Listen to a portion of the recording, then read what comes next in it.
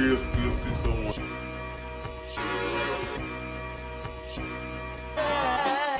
Hey, Phil, the marshmallow still gonna swell up, right? We still talking about these marshmallows? We still talking about it. Come on, man. I'm not trying to hear that no more. We gonna hear about it. We're not. Yeah, I don't think so. Yeah, all right. Yeah, okay. Hey guys, settle down, settle down. Let's save it for the show. Let's save it for the show. It's about to get real. Real still 601. What's going on, everybody? It's me, your host, Yuan. Welcome to Real Spill 601, your favorite sports show.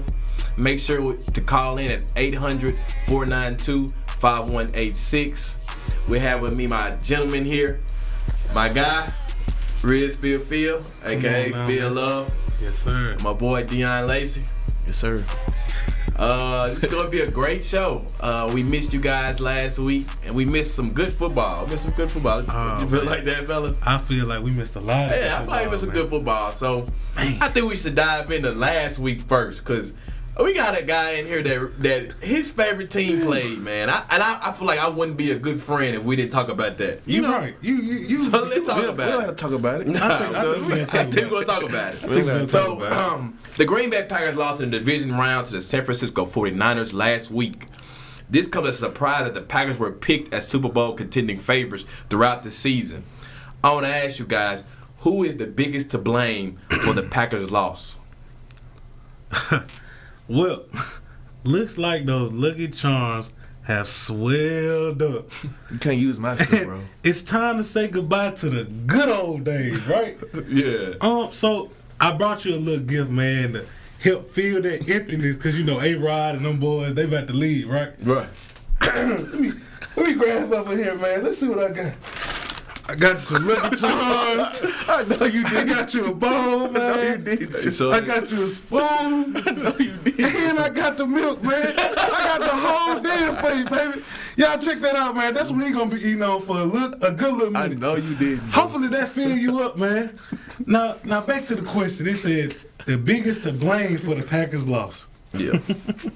I know you did, bro. Man, well I hate to say it, but I gotta say it. And it goes to your boy that you supposedly say is the MVP, right? Right. A-Rod. I'm blaming him. I don't care about nobody else. It's A-Rod's fault. One question for me. You said it was 10 degrees, but it felt like what? -0, Ooh. -1, something like that. Man, it felt like -0 out there. And A-Rod went 20 for 29 and had 0 touchdowns. But he made sure to get Devontae Adams and Aaron Jones the ball on the passing end, though. He made sure that the running game was terrible. Even though A.J. Dillon scored, they had a total amount of 67 yards rushing. Ooh, that's bad. So now we got to depend on number 12. Discount double check. We got to depend on him. And when it came close to it, when you needed a first down, you couldn't get it done. He threw it in the double coverage to his boy, Devontae Adams, and can't get the job done. Man, it's just so many opportunities that A-Rod had to win the game and blew it. How you feel about that, bro? You done? I'm done. I got more for you, but I'm going to let you speak. I mean, who do I personally blame this loss on? I'm going to blame the special teams. Yeah, I said it. I'm going to blame the special teams and a little bit of A-Rod. But Who's the biggest, though? Who's the biggest to blame? special teams.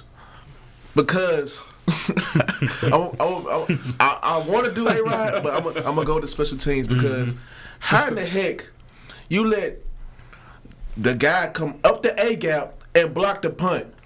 I know my special team's been horrible the whole season. I want the special team coordinator to be fired. He's out of there. I want him out of there. Last year, it was Kevin King, but he stayed. This year, it's the special teams coach. He need to be gone. Because if we would have successfully made the kickoff, they weren't going to score the ball. They weren't going to get 3 points or a touchdown. We was going to win the game. And the ground-out game that I said it was going to be. But unfortunately, we got the field goal blocked, and they scored a touchdown out there, and we can never recover. I thought my guy, A-Rod, who's the man, when we get the ball back, we supposed to make big-time plays. But obviously, this is why I want to blame A-Rod. Why in the world did he only threw the ball to Devontae Adams and Aaron Jones the whole game? Randall Cobb, 0 catches. Lewis fumbled the ball. That changed the momentum right there early with that one catch. My tight end, 0 catches. Everybody, Lazard, 1 catch. The X Factor, only 1 catch. Now, A-Rod, what is your deal, bro? You want to throw the ball to the man, Devontae Adams. We know he can get his at any time. Then the secondary man, Aaron Jones, good game. But why you didn't want to throw it to the other guys? That's my problem right there. If you would have fed everybody else, it would have been a more balanced game because this is not Green Bay way for us to only score 10 points. I'm sorry. We don't score 10 points in Green Bay. In Lambeau Field, we don't do that. So I was highly disappointed that defense played a dang good job. Despite the little hiccups at the end, Jair, he didn't want to put that pressure on his shoulder, and Debo just bounced off there to get the first down. That hurt it right there. Right. And then, I don't know, how did we let George Kittle get that first down on 3rd down and 9? That hurt it too. Those 2 plays right there, when they had the back-to-back first downs and it led to Robbie Gold with the field goal, that told the tale right there.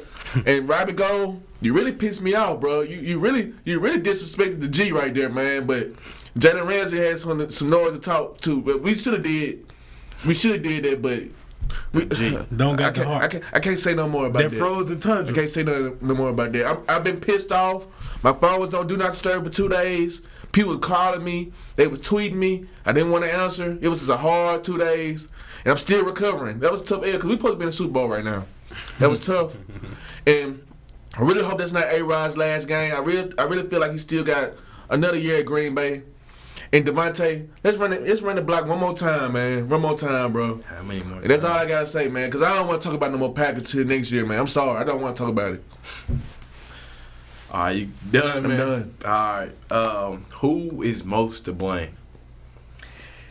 Discount double check.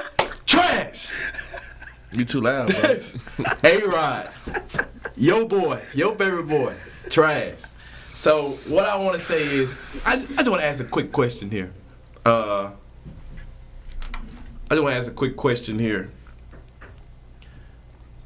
can an MVP not throw a touchdown in the game? I mean, stuff happens. Hello. Oh, like we got a call. You got a call? Hello? Hello? Oh yeah. I want to ask Deon a question. Who is this speaking? Daniel. What's up, Daniel? Well, I want to ask Deon. I know y'all probably talked about it beforehand, but I want to ask Deon about the Packers. What do you think they're going to be like next year? Since all that is happening and A-Rod talked about leaving us.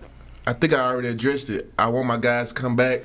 Unfortunately, my offensive coordinator is gone to be a head coach in, I think, the Vikings. And my offensive lineman coach gone, but he became the offensive coordinator now. But I feel like Aaron Rodgers and Devontae and the other guys going to double back and run again, like I said before you called. Okay. I feel like I can answer this better for you. Thank you. I think somebody else would answer. I can answer that better for him. It's a lot of guys that's going into free agency this off season, and like A-Rod said earlier in the press conference, he's not coming back to rebuild, and that's why I think it all swells down to the Packers are about to go into a rebuilding year. So the marshmallows swelled up now. It's a wrap. But we gotta sign some more guys. But a lot of guys, we got our salary cap is overflowing. But we gotta pick up some guys, man. And we gotta sign some guys. We got our big boy, the GM. This one they gotta step up and make some contract negotiations and stuff. But we gotta keep these guys in Green Bay because this is the best fit, obviously, for Devontae and Aaron Rodgers. And we signed our big time players. We gonna run it back again. That's everything you need. Well, that's all I need. I'll host for you, man. Appreciate it. Yeah. Appreciate the call. That was shocking right there. Going back to what I was saying though, it's Aaron Rodgers. Aaron Rodgers has the biggest blame. He was looking to be a fourth time MVP in the NFL, and he couldn't even throw a touchdown. Couldn't even throw a touchdown. But this is what Aaron Rodgers does. I called it. Last time I was on this show, I said that throat was going to get dry, and that mouth was going to start getting itchy. We're going to choke. We already knew that. I don't think he necessarily choked. He choked. Anyway, Stop. Aaron Rodgers now is 1-4 in NFC Championship games. I want everybody to let this sink in so we can understand who this guy really is. And on the one win he had, he barely won Because Jay Cutler was on the bicycle playing, and he was playing against Caleb Haney. Aaron Rodgers only finished with 88 yards that second half and didn't score a touchdown. They barely got by the Chicago Bears in the NFC Championship when they went to go play the Steelers. Nobody really remembers that, but A-Rod really choked that game. And that's what nobody likes to talk about. And then the other games, we already know what happened. San Francisco, blow the doors off. Atlanta, blow the doors off. Bucks, choked. So, and this one, choked. I mean, we played San Francisco. That'll be tough. This is exactly who he is. We know exactly who Aaron Rodgers is. No matter, it's just like with maybe a significant other. They always letting you down. It don't matter how you dress it, no matter how many shoes you get them, how many clothes you get them, how much money you give them, they gonna always find a way to let you down. That means you gotta cut them loose. Green Bay need to kick rocks with Aaron Rodgers. Need to tell him kick rocks. All I'm saying is, I'm tired of all the regular season glory, and then he's talking all big and bad because he's not vaccinated. He's feeling like he's above the law or whatever like that, and then he wants to do the same thing. I think he disappoints the Green Bay Packers fans, acting like he wants to leave, or if he doesn't or not, to have him on his grace and mercy for him to stay. He's not that guy. He hasn't been that guy. Never was that guy. Let's just be real about it. He's a choker. I agree. What? I totally agree. Everything points to him choking. He only has one. Now, years and years they used to say first he had no weapons. Devontae Adams is arguably, well, some people say might be the best receiver in the game. Cooper Kupp might have something else to say about that now. Right. But defensive wise, I feel like y'all had everything y'all wanted on defense. You kept running to me, the Smith brothers, Jair, Stokes, we good, we straight. Then 2 years in a row you in the frozen tundra. That's what you call it. 2 years in a row you in the frozen tundra. What else do we need? It ain't nothing else you need, man. I'm just trying to make sure I'm not tripping though. I'm trying to make sure I'm not tripping. What I can say, on paper, it looked good. It looked good on paper, but like with the Cowboys, that paper don't transition to the field. Yeah. That's what happened. From the quarterback all the way down to the kicker, everybody just is a total disappointment. 0-2 against Jimmy G.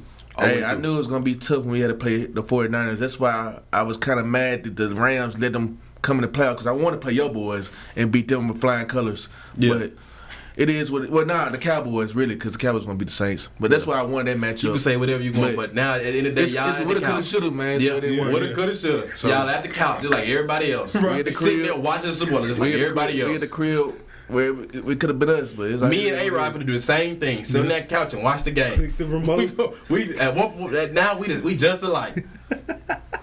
Hey, So it's a tough toe, man. my thing tough is, day to be a Green Bay Packer fan. Tough off season for them to be.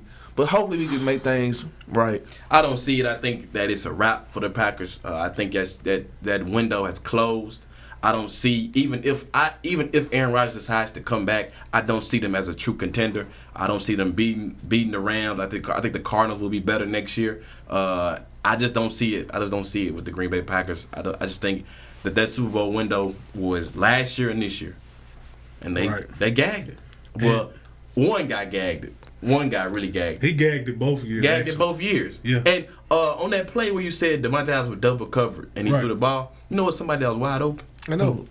It was Lazard going for the post. I knew they did an over, a post and over. That's what the play was designed for. Right. A lot of guys he wide open. predetermined who he was going to throw the ball to and decided to throw to Devontae Adams on the over. But on the post, Lazard was without a touchdown. But Nate, Lazard was open. He and missed a Randall touchdown. Cobb. He missed a touchdown. so what does that say about your QB in the frozen tundra? I mean, Seemed like the would have given them. It was more a than the misjudgment. 49ers. It was a misjudgment Right. determination. He, like Yuan said, The MVP. he already had his mind he was going to go to Devontae because he was going to Devontae and Jones the whole game. So he said if Devontae can't beat it, nobody else going to do it. Hey, some guys just not built for it. I'm going to be honest, he out. If he doing stuff like Some that, guys he's is not out of built there. for it. He is out of there. A-Rod built for it. That's why he the MVP this year. So it is what it is. He's not built like that. But we're going to go ahead and move on. Just make sure to know that tonight's show is sponsored by EarthBlendCoffee.global. To order, click the link in the bio. It is just great coffee. Call in live at 800-492-5186 to be on the show. We'll be back after the break. That's why your guy ain't there no more. That's why he retired. What that mean?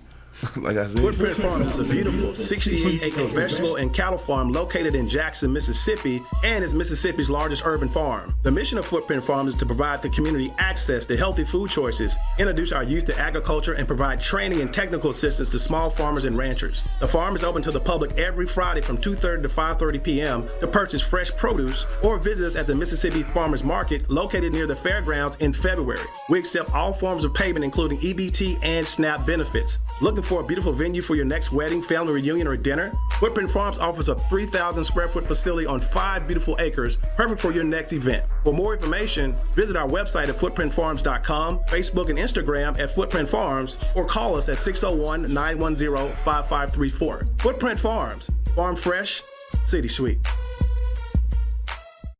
Advertise on WeBelieve.global, a brand new digital media platform. Share your brand with our audience on our many global live stream TV broadcasts and over the radio. For more info, visit WeBelieve.global or call 800-492-5186, option 1. Welcome back, everybody. Moving on until the current events. Oh, little technical difficulties. If you watched the games yesterday, the Kansas City Chiefs played the Cincinnati Bengals. The Cincinnati Bengals upset the Kansas City Chiefs in the AFC Championship game. Kansas City was favored to go to the Super Bowl and win it all throughout the preseason and this season. I want to ask you guys, were you surprised that the Cincinnati Bengals beat Kansas City Chiefs? I'm going to start this one off. It's kind of 50-50 because, yes, I had Patrick Mahomes and the Kansas City Chiefs to win the game, but I also had a little bit on the other side that Joe Burrow was going to pull it off and win the game. And although I was kind of upset at Patrick Mahomes towards the end of the game because they was up 21-3, and they let them guys walk them down, basically. They walked them down. And I was for sure like, oh, they finna go to overtime. I was like, man, this finna be like last week. Mm-hmm. Whoever get the ball first wins the game. And I was like, no. I said, they said they set up for Kansas City to get the ball again. I said, oh, game over. Yep. Then I said, ain't no way. Patrick Mahomes sat there and not really was supposed to be 2 picks, back-to-back plays. Threw that interception to Eli Apple, well, of course, we know what Eli Apple is, washed, trash, dropped the ball. And then the next play, I said, okay, I know he ain't finna do it. He finna probably throw a check down or just, run the ball, do something else. He threw the ball deep, and Bell intercepted. You know what Bell is. What he did to your boy, Juju. So I was like, that's a dog right there. He caught the ball, and I said, man, game over. And the Bengals, the Kansas City Chiefs can't stop a cold. So the Bengals got in the field goal range, and McPherson, clutch. He the new Adam Vinatieri. I'm sorry. I'm saying it right now. He's the new Adam Vinatieri. Clutch. Keep the field goal. They could have scored a touchdown or keep the field goal, but they said they were going to keep the field goal. Mr. Clutch got it. And they upset the Kansas City Chiefs. I was kind of shocked then, but I was sold right there. Like, man, once Pat threw the interception, like, game over because that boy Burrow, he not going to get the ball back up to the Kansas City Chiefs. But everybody say Joe Burrow this, Joe Burrow that. He played an awesome game, but he could have been perfect if he didn't throw the interception to Ward, I think, or Snead. But other than that flaw, the offensive line played better than it was last week. The defense stepped up and played. Them New Orleans Saint boys, that trio, they all stepped up except Eli Apple. You don't give him no credit. But other than that, the Bengals played darn good. After the halftime, they drew up a different game plan and strategy to play and stop the Chiefs, and that's what they did. I felt like Pat Mahomes stopped going to the Kelsey, man. Kelsey was had a good game, and he was trying to rely on Tyreek Hill. Mm-hmm. But why would you throw the ball with Mahomes to Robinson and you haven't thrown him the whole game? That didn't make sense to me. But like Andy Reid said, he dropped the wrong play, but stuff happens. They're gonna be back next year, so it is what it is. I'm gonna be totally honest here, man. I thought it was gonna be a blowout. I honestly did not think that the Bengals defense was gonna be capable of stopping the Chiefs, and that was proving me right at the beginning of the first half. And it went 21-3. Then they let the Bengals score, and then they missed out on scoring that touchdown with like 2 seconds left at the end of the second quarter. And I feel like when that happened, that changed the whole momentum of the game because when they came back out second half, the Bengals, they shocked me, man. A lot of things happened. The second half, the first half, Tyreek Hill had 70 yards. He finished the game with 78. Mm-hmm. So Pat Mahomes, he completely stopped throwing the ball to Tyreek Hill. Yeah. Like, completely stopped. And that was the main guy that was pretty much doing a lot of work all through every game of the playoffs for him. And you just stopped going to him? Like, come on now. And then on the defensive side, the best one of the best D linemen in the game, Chris Jones, he only had 3 total tackles. He missed a big sack on Burrow. Nothing. And I got to give credit to that O-line, man. The whole right side, they did a great job. I don't know what type of scheme they did, but they did a great job protecting Joe Burrow, man, even though he was maneuvering his way out. But I still feel like, Chris Jones was supposed to have a way better game than that. As far as the overtime, that's all on Mahomes. You can't blame that on nobody else, man. When it comes down to it, you should have knew after that missed pick on Eli Apple. Don't do nothing stupid. And guess what he do? Next play, he throws it in the double coverage again, just like your boy A-Rod. What's up with these guys, these gunslingers throwing in the double coverage like y'all just got the strongest arm in the world? Your boy used to doing it, so it's all good. That's why he at the crib now. I'm just letting you know. Your boy at the crib too, right there with him. Your boy at the crib for real.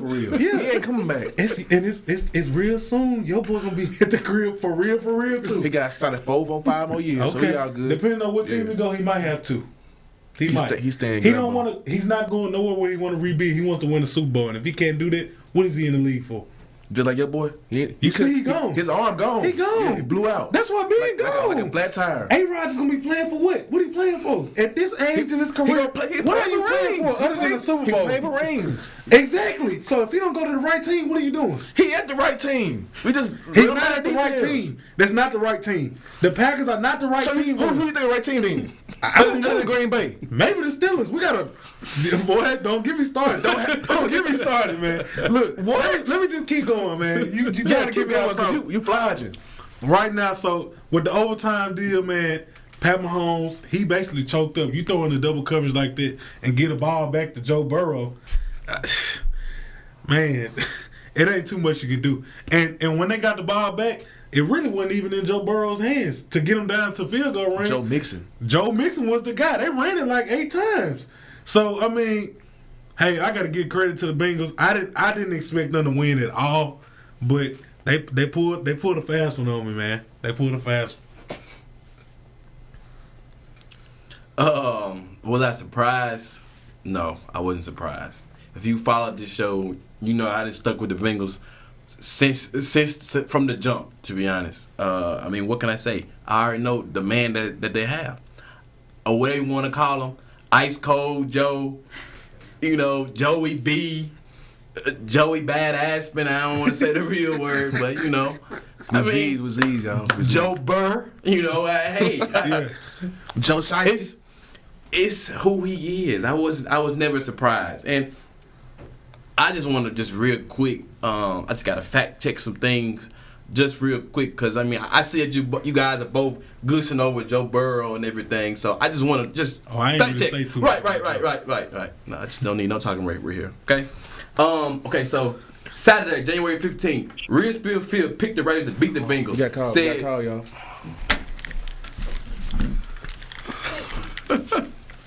Hello? Yeah. I just want to chime in on this Joe Burrow thing y'all talking about. Yes, sir.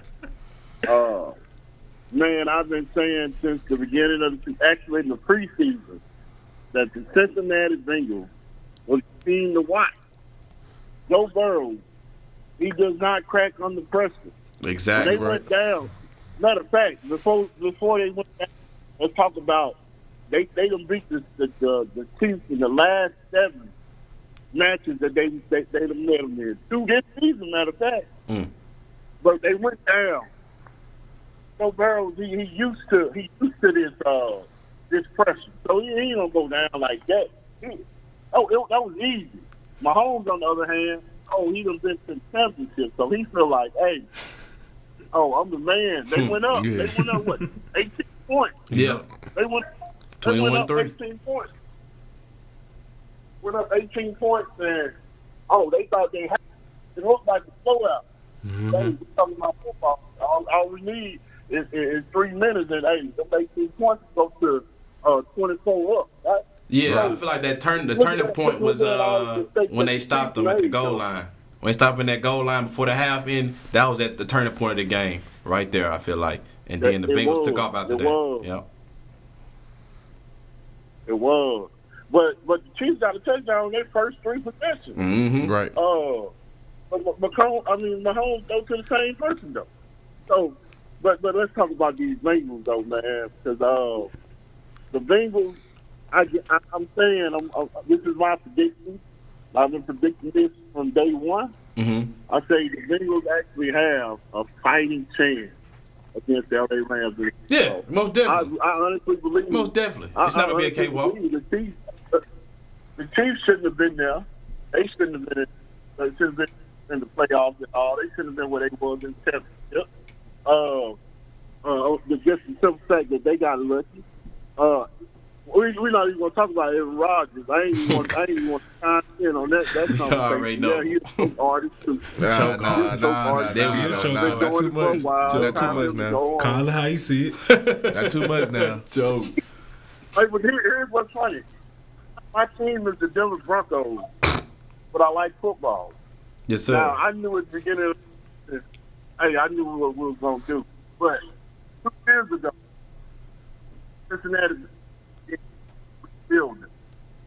Everybody said, "Oh yeah, we're rebuilding." Cincinnati again rebuilding. When Burrows really took over, they in there.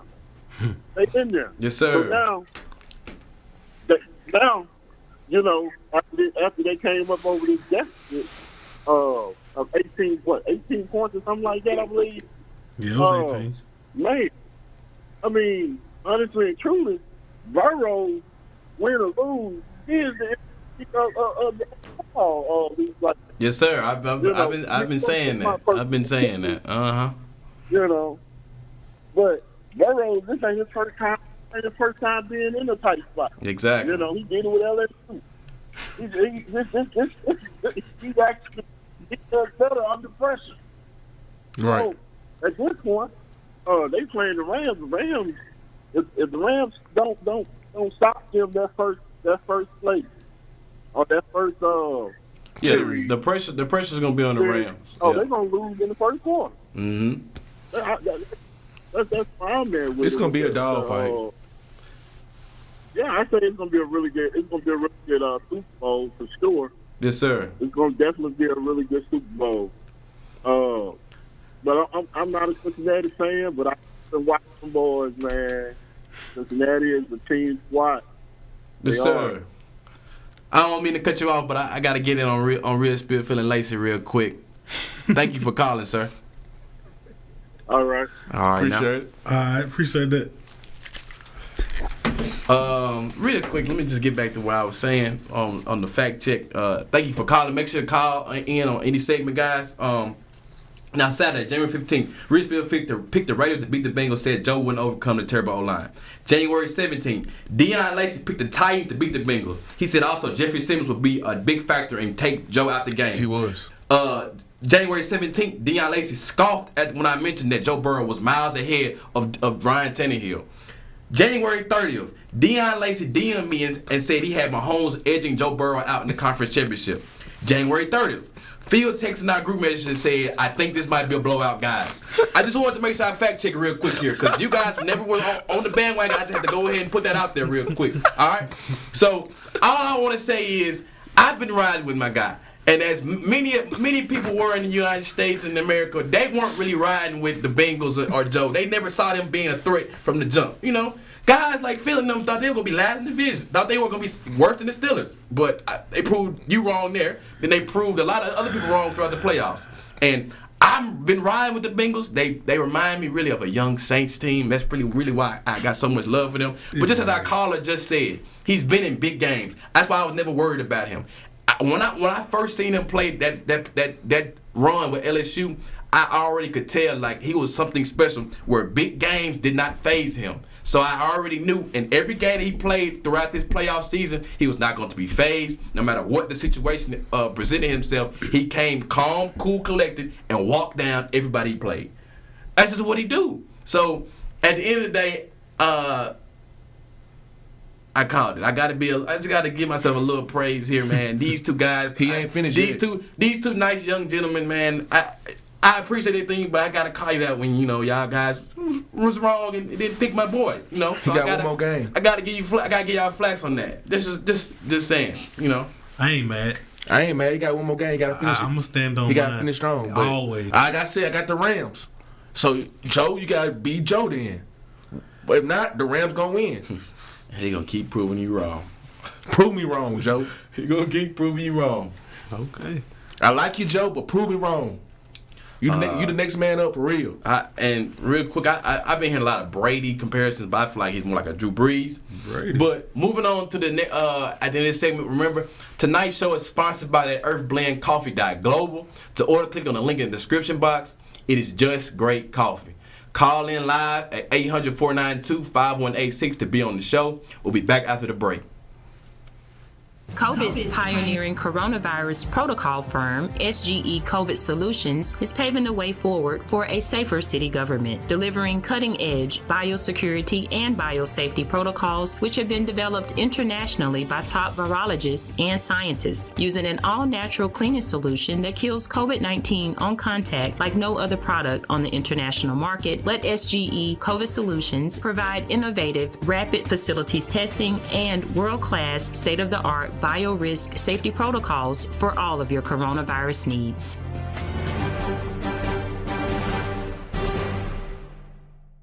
Do you have something to say? Do you want your voice heard? Join the WeBelieve.global lineup. Be the star of your own show. For more info, call 800-492-5186, option number 1, or visit online at WeBelieve.global. Welcome back, everybody. Moving along with the show, we're going to stay on this football that happened this past weekend, moving on to the NFC Championship game. The San Francisco 49ers underdog run has come to an end. Last night, the star-studded LA Rams hosted the 49ers and came back down 17-7 to beat the 49ers in SoFi Stadium. I want to ask you guys, what did you take away from the Rams beating the 49ers? Honestly, I think this game, man, both teams, they don't really like each other. Let's be honest here. The 49ers got them right there, the last game of the season. So the Rams came out. They were trying to get it back in blood. And they ended up doing that, but it was a hard-fought battle. I feel that either team could have won this game. It just came to a few plays where they knew what they were going to do, and the other team knew what they were going to do. It's about who wanted it more. And the Rams, they came out, and they wanted it. Cooper Kupp, I got to give it to him. He had 2 touchdowns, and both those touchdowns were during key moments of the game, especially that second one. And I also got to give credit to Odell Beckham. He had 100-yard receiving, which was very detrimental for the Rams, man. I feel like if he wouldn't have had a big game, it probably could have went the other way. The one thing I will say about the Rams, they got to work on this run game, man. Cam Akers, he had 13 carries for 48 yards. Then they benched him and put Sonny Michel in. He had 10 carries for 16 yards. So the run game right now, it's not looking too good for me. I'm gonna be honest. Hello, Phil. No. Let me talk. No. Let me talk. Okay, bet. This run game that they got, I'm gonna be honest. That is not gonna cut it against the Bengals because the Bengals like when you run the ball. They love it. Please run the ball. That's what they want. Trust me. The Chiefs didn't do it. They didn't run the ball. They did a horrible job too. They don't have a running back. And right now, it look like the Rams ain't got one either. Yeah, they do. They do. I don't think they do. They do. Bet. But that's the one takeaway that I think the Rams gonna have to work on fixing if they want to win the Super Bowl. You done? Yeah, I'm done. Well, first of all, Cam had a shoulder injury. That's why he didn't play that much in the second half. If you was watching the game, you would know that. And he had 45 yards. Okay, cool. But my biggest takeaway is Matt Stafford found Odell Beckham. 100-yard game his first. With 6 receptions, I mean, he played phenomenal. Yeah, 9. 9 receptions, okay, 9. Phenomenal. And Cooper Kupp, you know what he gonna do. The dog. Phil, I know when you said something about this rain game, but I told you, playoff Cam is just waiting to have that big moment. And it's going to be the Super Bowl, so be it. Because you said the Bengals like when they run, this and that. Okay. When they played the Titans, Derrick Henry was hurt, but you saw Foreman was running all on the Bengals. He had one big run. But still running all over the Bengals, 5 to 7 yards a carry. That ain't gonna cut it. Josh Jacobs running all over the Bengals. No. So please don't come miss me with that, please. Miss me with that, please. The Rams have all the offensive pieces to torture the Bengals defense. Okay? But we're gonna talk about it another time, okay? Because you said that about Cal. Okay, no fake handouts, okay? No fake handouts. The Rams played phenomenal on offense. It was Jimmy G. It was time for him to go. You should have left last week. Debo, he gave out all he could. You know what I'm saying? I commend him. Jimmy G really blew the game. I was like, dang. when that pass rush came, right, he swelled up and threw the ball, just threw it. And it was picked. And that was all she wrote, man. Kiss the baby. He should have kissed that mud last week, but it is what it is. Right. The Rams played darn good, and I expected this to happen. You know what I'm saying? And Matt Stafford, he destined to get this ring. And he had to leave the trash of Detroit, 8 Mile and all that, four GMs and all that to come to Hollywood. And he got one more game to finish on top. And I think he can do that. So that's my biggest takeaway on that. So now it's Matt Stafford is destined to win a ring. Destined. That's what you're going with. Now I mean he been washed. He's destined. I just remember a guy that was always saying Matt Stafford, not that guy. I still think that. And washed up? Like that's what he said. Now washed up? He was. That's what we talking about. How are you washed up and then you not washed up? When you washed up, it's over. It's done. He proved himself when he topped the GOAT and came back and beat them. Something that your boy couldn't do in the playoffs. He proved himself when he left that crap hole of an organization in Detroit and went to L.A. to rebuild his whole destiny. Because he only got a certain amount of time, then his window is going to be gone. He's playing to win a ring. He got the statistics and all that, but he don't have that hardware to prove that he's a top elite quarterback in the league. That's what I'm saying. That's why the days when he was in Detroit, okay, he went to the playoffs 3 times, but he couldn't win. Then he got injured. He was injury prone. Matt Stafford this, Matt Stafford that. He wasn't doing that in Detroit. He had to go to L.A. to prove himself again. He didn't have a team. Hold on, bro. He didn't have a team. You're just talking crazy, bro. You talking That's what crazy. I'm saying. The only thing he really had was one time he had an all-time great receiver, which was Megatron. The greatest receiver I've ever seen with my eyes. Now, as far as the team, he was putting up crazy numbers throughout his time with the Lions. It wasn't like he was playing pedestrian-like or just stinking it up game after game. Right. He was playing good. He never had the weapons like that or the defense like that. The one time they had their best chance to make a run, they just ran into us. And we won the Super Bowl that year. So, I'm sorry that it was just Detroit. So for some reason, Detroit is a cancer for an organization. It is football purgatory. Browns too. I really not like seeing Matt Stafford in the Rams. I really kind of wish that we could have seen Calvin Johnson play for somebody else. Because man, Lord knows what he could have did on a team that could actually win. Right. But moving forward with my biggest takeaways, I'm surprised you guys mentioned Odell Beckham because I wasn't surprised. I know I feel like I've been saying this a lot this show, but I called that. I said Odell Beckham, as the playoffs go, the games will get bigger for him. Yeah. He's getting slowly more integrated into the offense. And as you saw in that game, most of the game, he got single coverage the whole time. And what people like Lacey, because I remember at one point you told me Odell wasn't that guy. He was not like that. You told me when he played for the Browns. Yeah, I did. Okay, all right. I know you did. Stand on it. I'm blaming Baker. Stand on it. No. You ain't blame Baker then. Baker No. You ain't blame Baker then. Don't you blame him now. Baker. Like I said, Baker. We don't want you on our bandwagon. I'm going to say is this, though. Odell Beckham is still. A lot of people say he's athleticism and all that talent is diminished over his injuries. I think he's the same exact guy. I don't see nothing different about him. I don't see nothing different. It's just all it is opportunities. You see when he give him 11 to 12 plus targets a game, what he gonna do for you? 9 catches for $113. That's what he does. He's a in my opinion, if you give him the opportunities, he can show he's a top 5 receiver still in this league. I have no if, ands, or buts about that. As far as just overall totality, Matt Stafford, this is who he is. I've been said that he was a great thrower of football. He just was in a bad organization. You put him where an organization that wants to win, that's put the money in to buy the stars with Von Miller, Aaron Donald, Jalen Ramsey, Cooper Kupp, all these guys. It's because they want to win. And you put a guy like that into a situation like that. That's why you move what you did with Jared Goff and those picks to get a guy like Matt Stafford into the team. Now, as far as the 49ers, I mean, I wasn't surprised. This is just who Jimmy G is. Yeah, it was Jimmy G. He only play good when it's either the Cowboys that choke or Aaron Rodgers that choke. That's the only time he play good. When he play against a team that's not, it's gonna choke. That's just what. I guess this episode is get on me all day, huh? Yeah, you're darn right it is. It's gonna be get on Lacey all episode. Are you serious? But as far as the 49ers, man, it's time for a QB change. I don't think that Jimmy G is gonna stay any much longer. I think it's sayonara for him. Jimmy G, Jimmy Pornstar, whatever you want to call him. Man.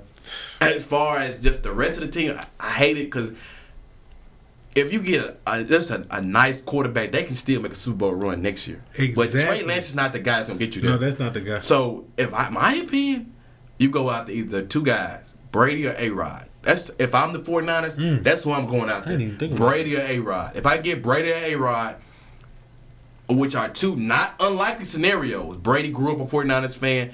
He fell in love with Joe Montana. He hasn't really said he retired yet. I can see him doing a farewell tour with the 49ers.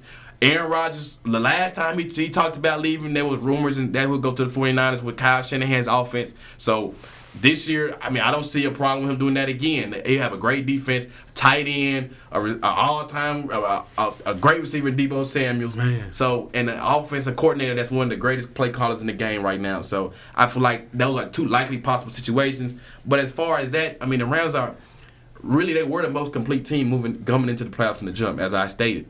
Those name brand names came and showed why they're name brand. Von Miller, Aaron Donald, all those guys, even though at first they really weren't getting too much pressure, if you looked into the game, they were giving Aaron Donald, I mean, of course, he was getting double teamed all game. He was seeing double, triple coverage all game, but he was still finding ways to kind of disrupt the offense. And so, in all totality, I feel like that the Rams should be favored in this game. But don't go to sleep on my boy Joey B now. Just like, my boy Lace and all that. I never would sleep. I never would sleep on Joe Burrow. Stay sleep. I never would sleep on Joe Burrow. Stay sleep. I just wanted my teams to win. Anyway, I just feel like we're up for a great Super Bowl moving forward. I'm not officially making my pick here until we do that. Catch us next week, Super Bowl picks. But the Rams is who I thought they were. Nothing surprised me. And also, just to kind of piggyback, but still give a couple more points. Man, Jimmy G, man. All he really has to do is manage the game. He has the perfect team. Even though he got a couple wide receivers that's kind of no name like Ayuk and Jennings, they still are some good guys. Yeah. And they support Deebo. Right. They're not the main guys. They know they're not gonna get 8 or 9 targets. They're not gonna get 11 or 12. They're gonna get maybe 4 or 5. Deebo gonna handle the rest because he can.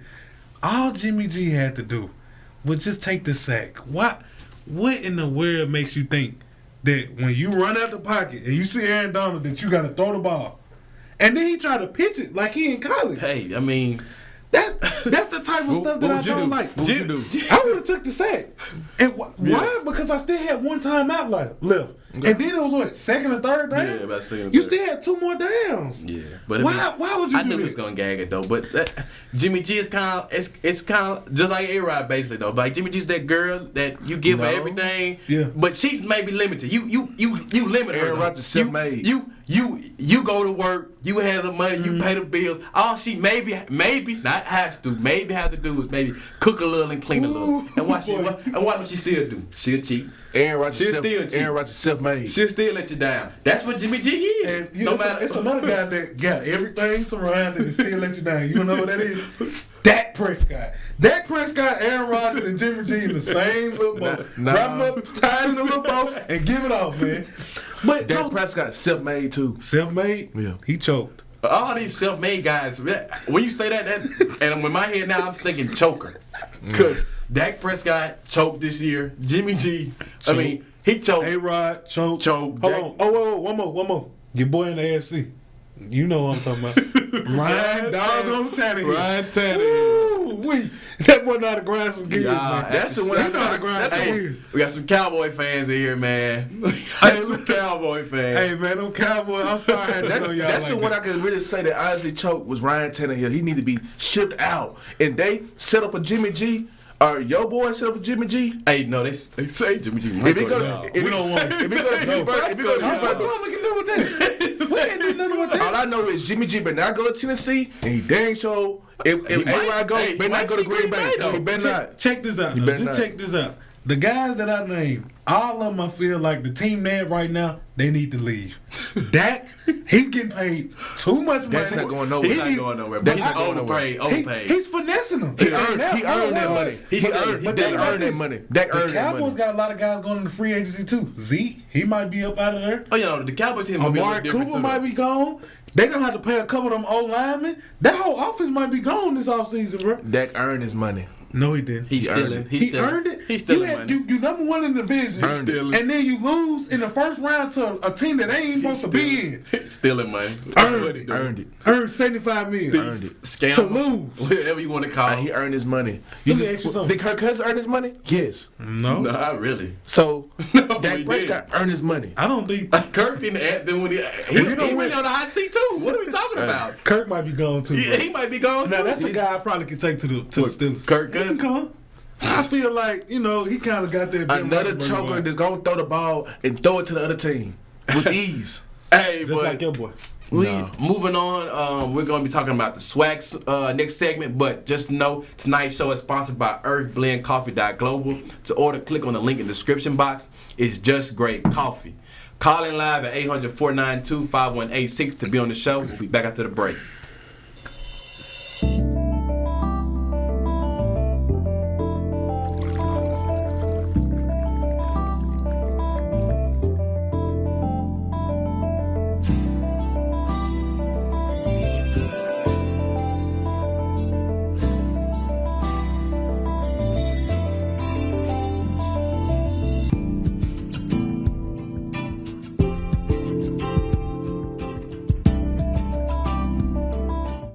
Advertise on WeBelieve.global, a brand new digital media platform. Share your brand with our audience on our many global live stream TV broadcasts and over the radio. For more info, visit WeBelieve.global or call 800-492-5186, option 1.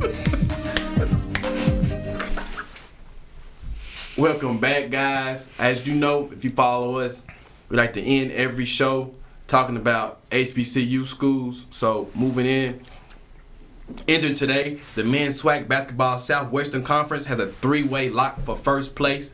These schools include Alcorn, Grambling, and Southern. I want to ask you guys, has the level of basketball been raised due to this three-way lock in basketball for SWAC? Yes, I totally think that the level of basketball has most definitely been raised. Starting off with Alcorn, this season, well, as far as SWAC play, the season has been going great for them, man. Yeah, great. They've only lost, I think, 2 games, and before that, yeah. And those 2 games that they lost, it was by no more than 2 points. So every game is gonna be a nail biter, and somehow, some way, the coaches over there, they getting these guys to fight through adversity, and you can't ask for nothing more. They coming together as a team, man, and I honestly see that the sky's the limit for Alcorn right now. As far as Southern, they look good also. Before they lost to Alcorn, they was on a 2-game winning streak. They got a guard named Tyrone Leon's, he's the leading scorer for the team, but the last 2 games, he's only scored 6 points. So if Southern wants to even have a chance to make it big in the SWAC, I feel like he's going to have to step up way more than what he has, and the rest of the team going to have to come together. It's all about coming together as a team. There's no I in team, and that right there plays a big factor with these SWAC guys because some of them might be transferred and they want to just do their own thing just to get looked at. But if you really want to win a championship, you got to come as one. You got to buy in. You got to buy into the program, and I honestly feel that Alcorn, they buying into it. Last but not least, we got Grambling. Grambling is a team that I think everybody's sleeping on. Right. They got a guy named Cam Christian. He's been the leading scorer for them, and they just played Jackson State. He had 22. So I think he's taking that momentum wherever he's going, and as long as he's getting on and the rest of the team just supporting, they can go far as well. Well, I feel like the intensity in the SWAC play has increased, man. Like everybody's, you can win or lose day in and day out. They play twice a week on a Monday and a Saturday. Man, it's up for grabs. Everybody's good and everybody's bound to get upset. You know what I'm saying? Yeah. And I like that about the SWAC play. It's intensity every week, twice a week. Every game gonna be intensified. And with this 3-way tie right now in the SWAC East, Yeah. Alcorn beat Southern by 68-64 at home. I heard it was a great atmosphere out there. We had recruits for football there, and they love the atmosphere. Like I told y'all, it's something different down there and on the reservation. And I hope we lure some guys in to play, come on to the football side. But it was an excellent game. Alcorn won, and I didn't say it was upset because we always take care of business when we play Southern. But we in a dog fight, another home game right now. We in a dog fight with Grambling. I know when I was looking at the score, it was kind of a little shaky right now, but I hope when I look at it when the show ends, I hope we on top. Jackson State, on the other hand, playing Southern, and that's a big game. I saw that game is packed. You know what I'm saying? I'm gonna be real, it's packed. It's electrifying at the AW, and Southern and them in a dog fight right now. I really hope Jackson State win because if we lose, we'll still be for seeding play. You know what I'm saying? But on the other side of the SWAC basketball, fam, you holding it down. Until Jackson State wakes up, look like, fam, you gonna take over that side.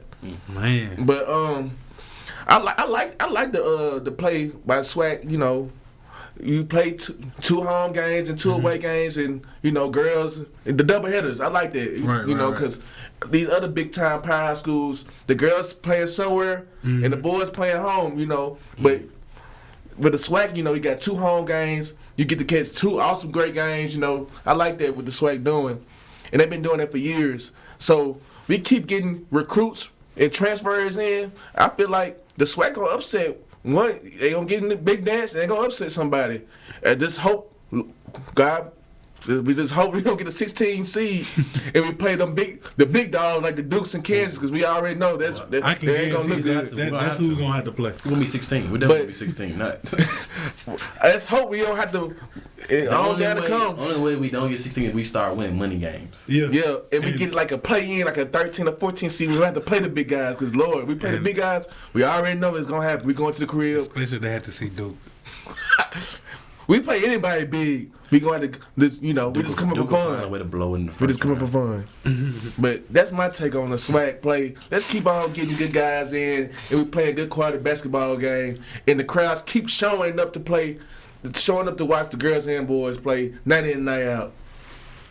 Yeah, so you guys made some points, some great points that I agree with. I feel like that the level of basketball has risen. Mostly on that southwestern side, entering the day before these games have been concluded. I want to just say that I think it's a 3-way tie with us, and then Texas Southern, they not too far behind. They 6-3. Yeah, them Texas schools, yeah. They 6-3, so it's neck and neck. Anybody can go. It's anybody's game right here. Right. Now, just like as you said, FAMU was clearly running away with that division. They're 6-2 in that division, but as far as Everybody else is like 4 and for the next guy is like 4-4. Jackson State, man, disappointing season right now. Can't lie to you. Got to be objective here. Nothing personal. All in the lines here. It probably needs to be some changes made. I hope not. I'm not calling for nobody's job. I hope I'm not calling for nobody's job. Somebody else mentioned some coaches. I'm not going to be that guy. I just feel like I don't know what went wrong, but he got all the talent. Jackson State supposed to be a good team this year. They got all the talent. I think FAMU played a tribute to that. This kid, MJ Randolph, is something serious for FAMU. He's averaging 19 points per game. Now, Jackson State held him to 11. And this past game, the game before that, the game after that, he put up 16. He only played 16. Now, the 3 game stretch he had where he played us and I think a couple other people in our division, 21, 25, and like 23. So that's good that game they beat us, though, they beat us by 2. Yeah, but he went for like 21, 25. He's an animal. I can't lie to you. MJ Randolph, I gotta give you my hats off. You hooping, my guy. FAMU. Shout out to those people out in Florida. We definitely got to come see a game. Right. Hopefully our welcome real spill with arms. Please. You definitely want to go out to FAMU and catch a game. Open arms. But, yeah, as far as the SWAC basketball in totality, though, I feel like that the level has risen, but in my opinion, I'm not satisfied. I don't think we're there yet. We're not there. We're a viable option to be contending into the tournament. Just like with football, we're slowly trying to get into where we start playing in even bigger bowl games and start playing, the bigger schools, the Ole Misses of the world, the Alabamas of the world, hopefully get up to that level at some point in time, just like we need to be with basketball. I feel like it's been a lot more emphasis dealing with football in SWAC even before these marquee guys have come in. The past couple of years, I feel like the SWAC has been mostly just for a football-type conference. People don't really look at the SWAC when it comes to basketball like that. And so I feel like we need to start putting more emphasis on basketball. I feel like I said that last show. But just like with these coaches that, these NFL Hall of Famers coming back and being coaches for our SWAC football teams, can we find some guys that's big names and put them into the SWAC? I mean, no, nothing personally. Any of these coaches that we have now, just like with our coach at Alcorn, he's doing a phenomenal job. I'm not asking for anybody's job to be taken away, but just find some people that can get in these positions, whether it be coaching, athletic directors, just something where we can get more marquee exposure into the SWAC, and then hopefully get enough exposure to where we can start competing nationally, not just in our division. Like, in my opinion, that's where I want to see SWAC eventually, because at the end of the day, when it's all said and done at the beginning, SWAC was just the marquee place for everything almost. So let's get back to that, and let's not be looking at, just some side smaller school. Some people feel like it's JUCO, things like that. Like, let's end that narrative. Let's cut that. SWAC's HBCUs, period, are just as equal as the other schools, and we need to start acting like it, not only just academically, football-wise, basketball-wise, but in every tier, and show that these schools, no matter what the money put in, just with the alumni, things like that, every school is viable to help you be successful in the future for anybody.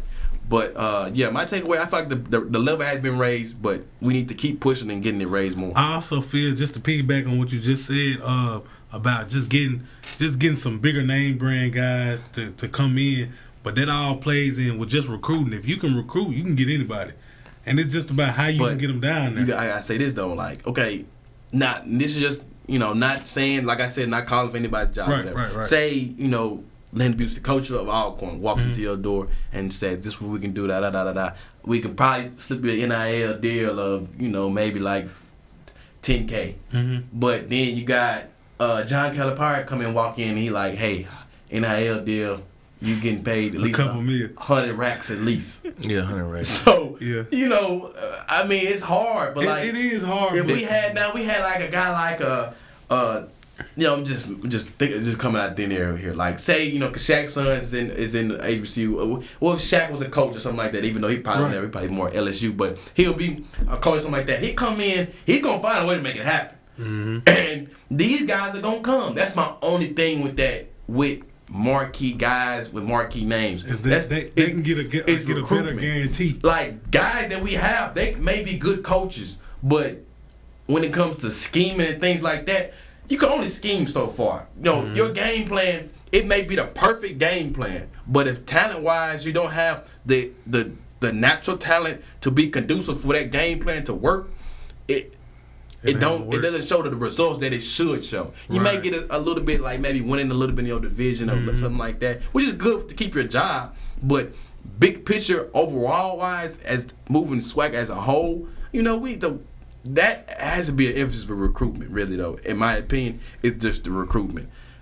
Getting big names over into that division is going to get more exposure, more talent, so then more people, it'd be a better talent pool into the division, and then more money going to be falling into the SWAC. So that's just what I feel like when it comes to that with marquee name. It doesn't have to always be a coaching job, though. Maybe an athletic director, things like that, like I said, But I totally agree. If we can get that brings so much exposure for the whole school, bring in so much money. Like if we were to get Shaq as the head coach for the basketball team at Alcorn, that just bring so much for just that program. If we could get somebody like that, it'd be great. But I just feel right now, I wouldn't even know who we could get. Honestly, a big name guy that come to Alcorn to do something like that. Or even Jackson State. It'd take a guy like Kevin Garnett or somebody. Like, it's going to take one of these Hall of Fame. Take a Hall of Famer. But it's not, I think that's going to be on down the road. Yeah, we got a long way to go. Think about it like this with the football. We just not seeing Deon Sanders. But I will say it's one way to do it without doing a marquee name. If you somehow coach your Aspen off and get your team into that tournament and upset at least just do one upset. Team. Upset one team and show you got fight. That can help you recruit and slowly build your way up. Right. Because if you see like a Duke, Duke, they famous for choking in the first, second round. No. So you can sneak one. He's a UConn. I mean, Duke does that though. Am I lying? But we don't choke in the first or second round. We'd like to thank everybody for tuning in to the show. Make sure to tune in next Monday. We got Super Bowl picks, a lot more things to be talked about. But just remember that tonight's show is sponsored by earthblendcoffee.global. To order, click on that link in the description box. It's just great coffee. Call in live next show at 800-492-5186. I'd like to thank everybody for the show. We out of here. Real 601.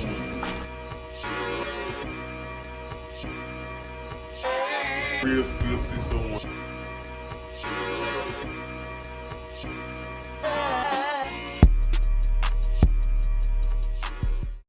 Do you have something to say? Do you want your voice heard? Join the WeBelieve.global lineup. Be the star of your own show. For more info, call 800-492-5186, option number 1,